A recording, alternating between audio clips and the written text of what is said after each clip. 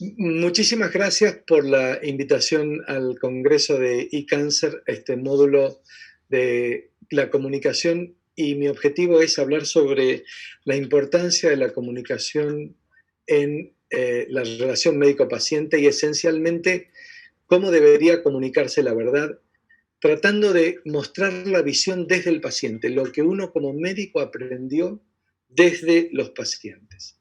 El objetivo de esta charla va a ser exponer la visión que la sociedad tiene de nosotros los médicos, comprender los desafíos de la comunicación en la relación médico-paciente moderna, cuáles son los núcleos de las habilidades comunicacionales, comprender lo que los pacientes desean saber y 4 situaciones desafiantes en las que los médicos debemos estar particularmente preparados.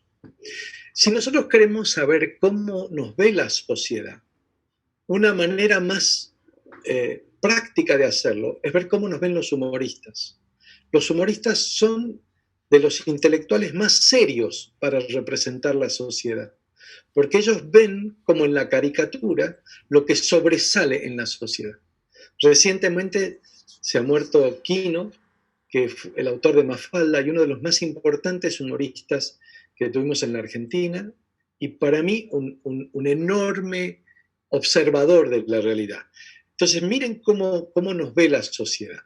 La sociedad nos ve como personas falantes. Fíjense lo que es este paciente entrando al quirófano, y en el quirófano la frase errare humanum est, ¿no? Entonces imaginan el pánico que generaría eso frente a la falacia que podemos y los errores que podemos cometer los médicos. Nos ve como soberbios. Fíjense este dibujo de Quino, donde profesión, y él le tira el cigarrillo y le saca el café y dice médico, ¿no? O como muy soberbio. Fíjense este cuadro del cirujano, digamos, venciendo y aplastando la muerte en su consultorio. Nos ve como irónicos, histriónicos o incomprensivos para las necesidades de los pacientes muchas veces. Nos ve como obsesionados por los números, por cómo normalizar valores en lugar de atender a enfermos. Nos ve como comunicadores de malas noticias. Tenga mucho cuidado con lo que me va a decir, le advierte ese enfermo iracundo al médico que lo está asistiendo. Nosotros mismos a veces nos vemos como mecánicos, que hemos estado todo el día tratando de resolver problemas que están relacionados con tornillos, tuercas, torceduras, ¿no? Especialmente los traumatólogos. O nos ve como la nueva religión, ¿no? Esta idea de que la salud es el nuevo bienestar universal y la medicina la religión para todos aquellos que son agnósticos, ¿no? Las confesiones de las transgresiones de los pacientes en los consultorios. Entonces, frente a esta visión, nosotros podemos creer que es solamente histriónica, podemos creer que es solamente humorística, pero debemos pensar que es la visión de alguien que observa la realidad y que recoge el sentimiento que muchos pacientes tienen. Entonces, pensemos que esto de alguna manera refleja con más claridad cómo los pacientes nos ven que cómo nosotros nos vemos. ¿Okay? Lo segundo es si realmente comprendemos la complejidad de la relación médico-paciente en el siglo XXI. Porque fíjense, durante más de 25 siglos, desde el siglo V a.C. con Hipócrates hasta principios del siglo XX con Sir William Osler, la medicina tuvo como arquetipos médicos una relación médico-paciente diaídica, secreta, personalista, íntima, digamos que fue perfeccionándose desde Hipócrates, que saca el enfermar del designio de los dioses, a Sir William Osler, que arbitra la inmensa mayoría de los medios clínicos y complementarios para el diagnóstico, pasando por Maimónides, que era un enorme rabino y respetado por las 3 religiones por ser un extraordinario médico, o Sydenham, llamado el Hipócrates inglés, digamos, por sus habilidades clínicas y su enorme ética en la práctica de la profesión. Pero fíjese, durante 25 siglos la relación médico-paciente estuvo centrada esencialmente en una asimetría. El paciente que ponía su vida en manos del médico y el médico que ponía su conocimiento al servicio del paciente. Por eso la mejor definición de relación médico-paciente era el encuentro entre una confianza con una conciencia. Esa confianza del paciente en el médico y esa conciencia del médico para con el paciente. Pero en el siglo XXI esto cambia. Hoy la relación médico-paciente está tremendamente desafiada. Fíjense, el conocimiento hoy está en Internet. Ningún médico posee el conocimiento que está hoy en Internet. El diagnóstico está en la patología molecular. La estadificación en oncología está en las imágenes. Las decisiones terapéuticas están en los protocolos que están online y disponibles para todos. El éxito está en los medicamentos y la eficacia de un tratamiento está en las Big Data. Entonces la gran pregunta es, ¿para qué sirve un médico en el siglo XXI? ¿Por qué si un paciente tiene acceso a todas estas herramientas, al igual que el médico, para qué sirve el médico? Y el médico sirve para traducir ese galimatías de cosas para ponerlo al servicio del paciente. Por eso en el siglo XXI, el médico será humano o será un estorbo. De allí que las habilidades comunicacionales del médico son cruciales para que el médico pueda ser eficiente. En el siglo XXI, el rol del médico es esencialmente ser un pedagogo en la comunicación médico-paciente, ser un nexo entre el paciente y la complejidad de información que se genera en torno a él y a sus dolencias, y poder explicar con claridad al paciente las alternativas terapéuticas para tomar una decisión compartida. Ese es el rol del médico y ese es el desafío que la relación médico-paciente presenta ahora. Por eso, el núcleo de las herramientas de la comunicación de la verdad en el entrenamiento médico en oncología consiste básicamente en adquirir 4 grandes habilidades. La habilidad de la escucha, es decir, entrenarnos en hacer activamente silencio para percibir lo que el paciente dice, el modo en el que lo dice, y qué es lo que el paciente desea saber acerca de sí y su posible suerte, para poder entonces comunicarnos de un modo prudente, afectuoso y respetuoso. Eso decía mi maestro, don Carlos Landa. Escuchar para recién entonces poder hablar.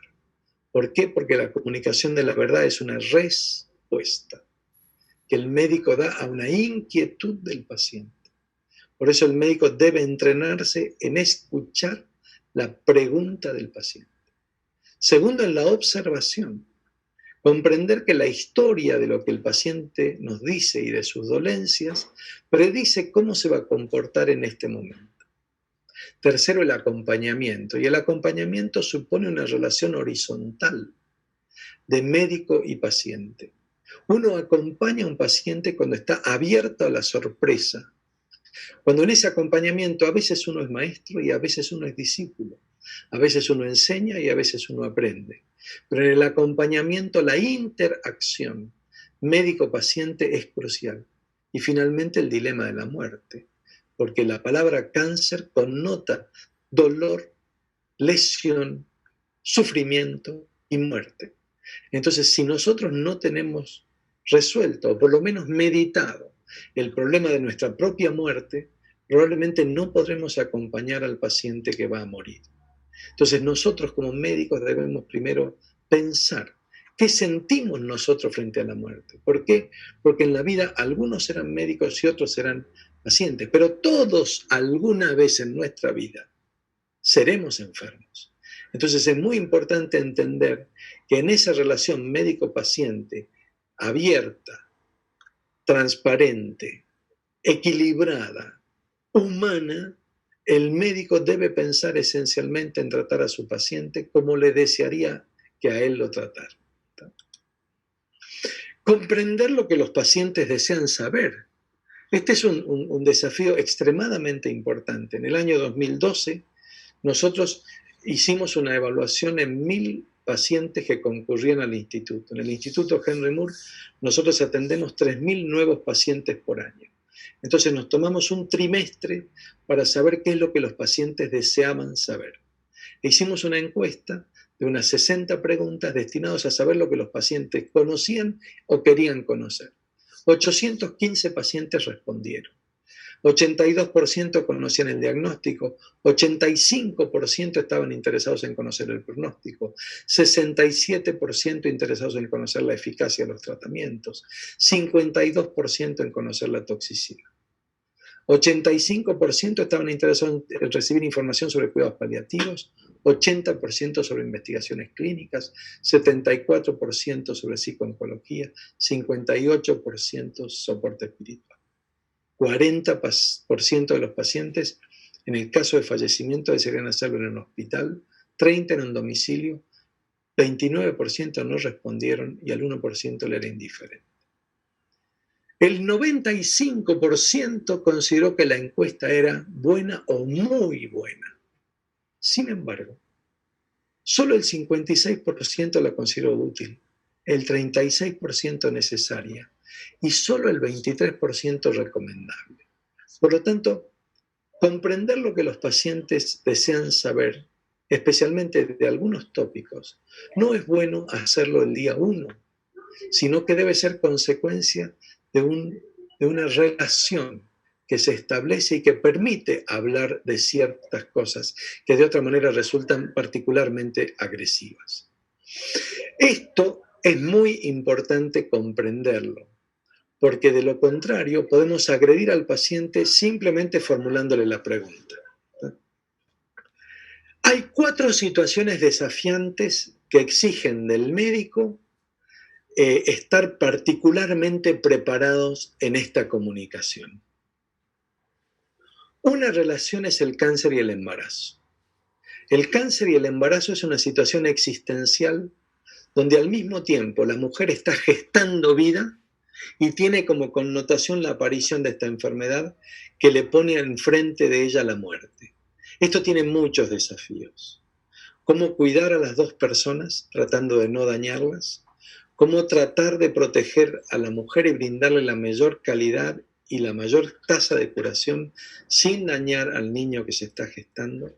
¿Cómo preparar a esa madre para recibir ese niño? ¿Cómo cuidar a ambos? Pero sobre todo, ¿cómo hablar con esa madre que nota que si una enfermedad es injusta, esta situación es particularmente injusta?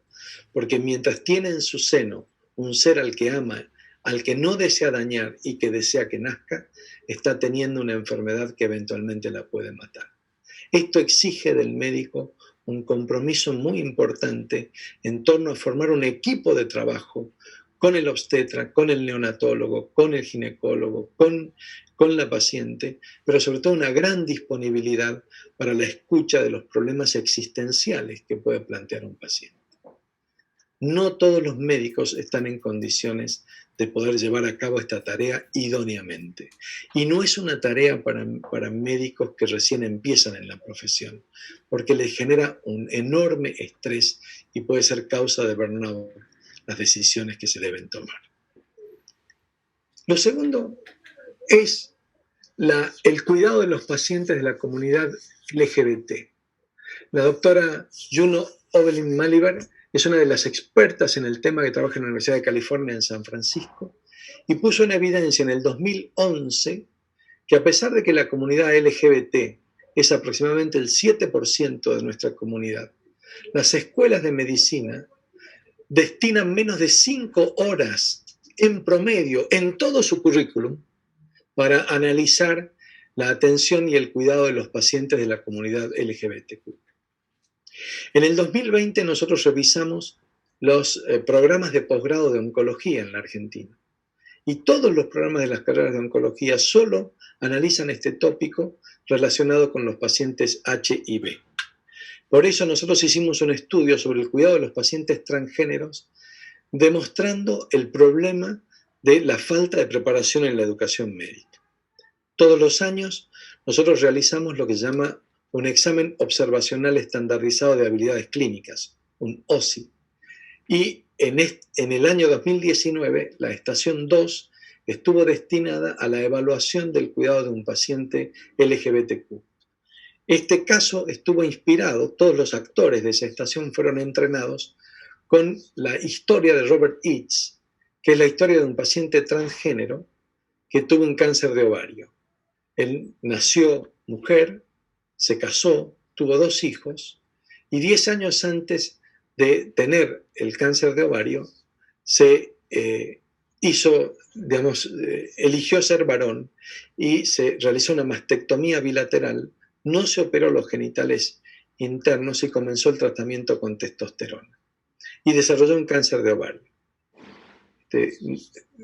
Robert Eades murió en 1999 Hay un documental que se llama Southern Comfort, que está disponible en internet, y que explica la historia de este paciente y cómo este hombre padeció la discriminación en los Estados Unidos a fines del siglo XX, porque fue rechazado por 12 instituciones para operarlo. Eso fue el inspirador para la preparación de nuestros actores para la Estación 2, para ver si nuestros médicos que están en la carrera de oncología estaban preparados o no para tratar a un paciente que, siendo varón, presenta un cáncer del ovario. ¿Y qué es lo que nosotros observamos? Que 5 de los 25 estudiantes no sabían lo que era un transman. No conocían la condición de transgénero por la cual alguien nacido mujer se transformaba en varón. 3 estudiantes no usaron el pronombre preferido masculino por el paciente, sino que trataron al paciente como si fuera mujer, la trataron como había nacido y no como él quiere ser. Y esto es un efecto que impacta fuertemente en la comunidad, porque ellos tienen un pronombre preferido, ellos desean ser tratados como lo que ellos desean ser. 17 estudiantes, el 68%, discontinuaron la testosterona, que para nuestro paciente era indispensable para su calidad de vida. Ahora, la mayoría requirieron un estudio genético, lo cual es correcto. Todos trataron al cáncer de ovario de acuerdo a las guías de NCCN. Y ninguno expresó disconfort moral en la atención del paciente. ¿Esto qué nos está diciendo? Nos está diciendo que nuestros estudiantes están mucho más preparados para tratar el tumor que para tratar la persona. Por eso, un desafío es preparar nuestras instituciones y prepararnos nosotros para atender de un modo correcto a la población LGBTQ. ¿Por qué? Porque ese 7% de nuestra población suele tener cánceres más diseminados, tumores menos tratables y peor evolución, simplemente porque tienen temor de acudir al médico y ser rechazados por una condición que eligieron ser. Y esto es tremendamente injusto. El otro punto es el cuidado al fin de la vida. El paciente al final de la vida necesita un cuidado especial y la comunicación médico-paciente desde los ojos del paciente debe ser, en este caso, los cuidados adecuados. En el 2012, en mayo del 2012, presentamos en ASCO un póster con 110 pacientes seguidos en nuestra institución. Con 70 de ellos el médico habló de la muerte y con 40 no. El tiempo a la muerte de los dos grupos fue igual, pero el lugar del fallecimiento no fue el mismo. El 90% de aquellos con los que se habló murieron en casa, mientras que con los que no se habló, el 90% murió internado en un sanatorio. La quimioterapia pre-mortem no fue la misma. En los pacientes con los que se habló de la muerte 3 meses antes de morir no recibieron quimioterapia, mientras que aquellos con los que no se habló recibieron 15 días antes. Es decir, resulta más fácil indicar que hablar. Y por último, los cuidados paliativos no fueron iguales. 9 de 10 pacientes del grupo con los que se habló de la muerte recibieron cuidados paliativos, mientras que solo 10% de aquellos pacientes con los que no se habló recibieron cuidados paliativos. Por lo tanto, hablar de la muerte con el paciente en la etapa terminal es crucial para la toma de decisiones. En agosto de ese año, el Journal of Clinical Oncology publicó este trabajo, en donde muestra que la dificultad para hablar no es tanto del enfermo como del médico. Nuestros enfermos están más preparados para escuchar malas noticias que nosotros para darlo. Y el impacto de lo que nosotros decimos no impacta en la esperanza que tiene el enfermo. Por lo tanto, son nuestros prejuicios los que nos impiden hablar con nuestros pacientes. Nuestros pacientes están en condiciones de escuchar lo que nosotros no estamos en condiciones de decir. Las investigaciones clínicas son otro punto crucial para el que el médico debe entrenarse para comunicar especialmente. El médico que ofrece un protocolo de investigación clínica debe entender que su rol no es reclutar pacientes, sino respetar pacientes. El proceso de la comunicación y del consentimiento de un paciente en investigaciones clínicas debe explicitar que el paciente está siendo invitado a participar con libertad en la obtención de un conocimiento que quizá a él no le sirva. Ahora, sin investigación no hay progreso, eso es cierto, Pero sin respetar los derechos humanos hay retroceso. Por lo tanto, el médico debe entrenarse en invitar a la investigación y respetar los derechos del paciente al mismo tiempo. Finalmente, quiero dejarles un mensaje para casa. El origen de la palabra, 3 pacientes y conclusiones. El origen de la palabra lo desarrolla en un texto que publiqué en el 2019 que se llama Del cáncer y sus demonios, que analiza los nodos comunicacionales en oncología clínica. Y para mí el origen de la palabra se remonta hace 80.000 años a un origen terapéutico de la palabra. Para mí hace 80.000 años en la historia del mundo apareció por primera vez un sonido nuevo, la palabra humana. No hay vestigios prehistóricos de cómo fue esa primera palabra humana, pero los primeros homínidos que tienen una capacidad para poder emitir la palabra humana aparecieron hace 80.000 años. Se me hace cuento que esa primera palabra humana surgió en la noche de los tiempos y para mí fue una palabra cantada, femenina y maternal. A mí se me hace cuento que la primera palabra humana fue una madre cantándole a un niño que amamantaba en la noche de los tiempos. Esa palabra humana tuvo la virtud de tranquilizar a ese niño. Y esa palabra humana tiene esa finalidad terapéutica, brindarnos paz y confort. Esa debe ser la palabra médica. La palabra médica debe recuperar el valor primigenio de la palabra humana, que no es un grito de alerta, sino que es un susurro que tranquiliza y da esperanza. Eso para mí es crucial en la comunicación médico-paciente. 3 pacientes que quiero dejarles. Uno es Christopher Hitchens, que en su texto Mortalidad dice: los ciudadanos de Villa Tumor sufren el asalto constante de curaciones y rumores de curaciones. Nuestros pacientes están, luego del diagnóstico, atormentados por una serie de palabras que lo que generan son falsas expectativas y sufrimiento. El segundo paciente que quiero dejarles es Anatole Broyard, un clínico literario que escribió Ebrio de enfermedad. Anatole Broyard dice: me di cuenta que yo deseaba un médico que tuviera tanto magia como capacidad médica. Debemos recuperar ese valor chamánico de la palabra. El paciente necesita de nosotros una palabra cálida. Y el último es François Mitterrand, presidente de Francia que murió de un cáncer de próstata, que en el prólogo del libro La muerte íntima de Marie de Hamensal dice: encontré en el momento de la mayor soledad, con el cuerpo agotado al borde del infinito, un tiempo ajeno a la dimensión común. A veces, en pocos días, con la ayuda de una presencia que permite al dolor y a la desesperación expresarse, los enfermos comprenden su vida, se la apropian, extraen de ella la verdad, descubren la libertad de adherir a sí mismo. Dice: no es que el misterio de existir y de morir sea dilucidado. Dice: no es dilucidado, pero es vivido plenamente.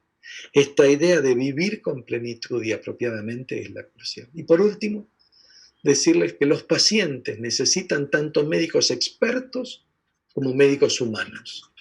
Humanidad sin expertitud no es buena medicina. Expertitud sin humanidad tampoco. Recordemos la clásica definición de Scribonio Largo: vir bonus medendo peritus. Así se definió un médico: hombre bueno, experto en el arte de curar. No son ideas contrapuestas, sino complementarias. Muchas gracias por su atención.